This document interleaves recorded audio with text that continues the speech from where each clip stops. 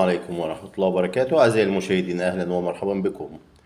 من جديد يطل علينا الهلال والاتحاد أو الاتحاد والهلال في كلاسيكو الكرة السعودية، ولكن في تلك المباراة يلتقي الهلال والاتحاد في إطار مباراة العودة في دوري أبطال أوروبا آسيا عفوا. المباراة اللي بتجمع الهلال والاتحاد، وكانت مباراة الجولة الأولى، أقيمت على ملعب الاتحاد وسط جماهيره، ولم يتمكن الاتحاد من تحقيق الفوز، وواصل الخسارة أو السقوط أمام الهلال إن صح التعبير يعني في دوري أبطال آسيا. وكان الهلال قبلها بأيام خسر خسارة كبيرة أيضا بثلاثة أهداف مقابل هدف وحيد من الهلال في الدوري السعودي.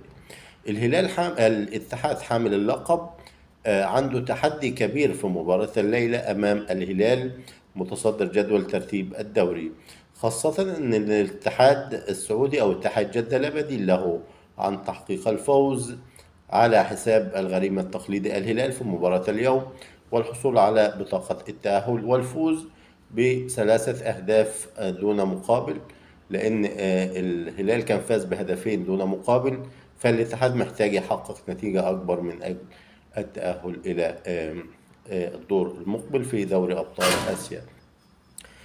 طبعا الجميع بيعلم أن مباراة الاتحاد والهلال دائما بتشهد منافسة قوية وكبيرة جدا بين الفريقين، وطبعا كل منهما عندهم الأوراق الرابحة والأوراق اللي تعزز فرص كل منهما.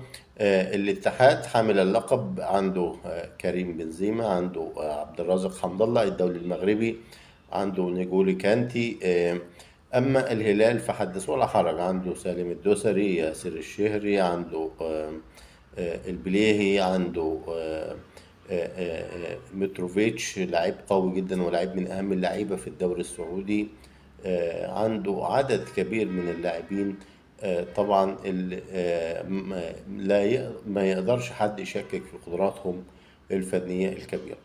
مباراة الهلال والاتحاد أو الاتحاد والهلال في دوري أبطال آسيا الليلة هتشهد منافسة قوية وكبيرة جدا بين لاعبي الفريقين. نتمنى لكم مشاهدة ممتعة إن شاء الله، وما تنسوش دعمنا باللايك والشير والاشتراك في القناة، والسلام عليكم.